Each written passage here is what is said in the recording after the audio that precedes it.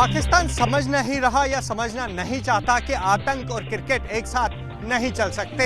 कश्मीर के सोपोर में सेना ने यही बात अपने तरीके से समझाई।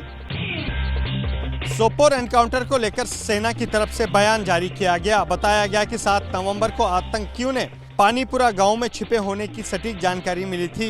यह जानकारी जम्मू कश्मीर पुलिस और सीआरपीएफ के साथ भी साझा की गई। इसके बाद आतंकवादियों के खिलाफ ज्वाइंट ऑपरेशन शुरू हुआ।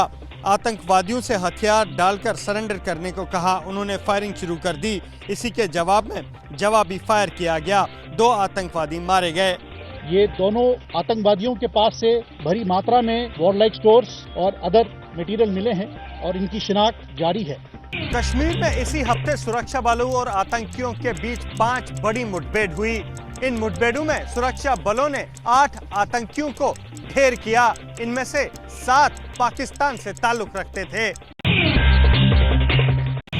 जम्मू कश्मीर विधानसभा में 370 को लेकर लगातार तीसरे दिन भी जमकर बवाल हुआ।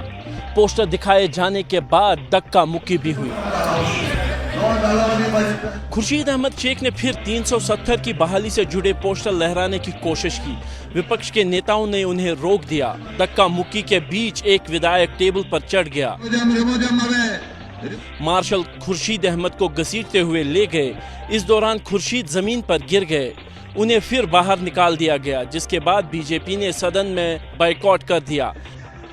जो हमारे साथ हुआ 5 अगस्त 2019 को, वो हमें काबिल कबूल नहीं है।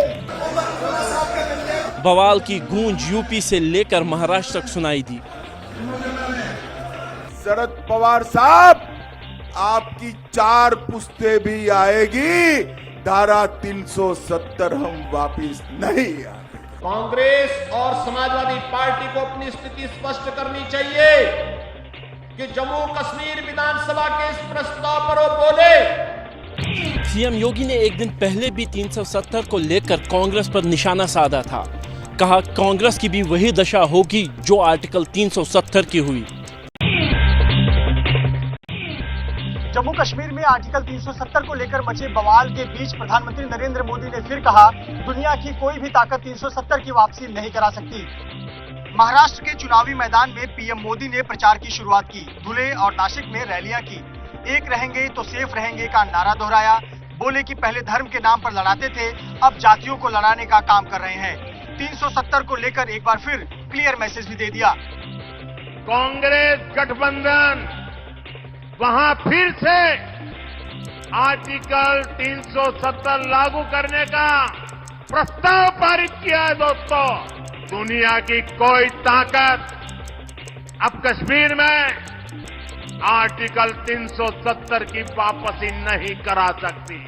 प्रधानमंत्री नरेंद्र मोदी ने कहा कि महाआघाड़ी की गाड़ी में न पहिए हैं न ब्रेक है, लेकिन ड्राइवर की सीट पर बैठने के लिए झगड़ा हो रहा है।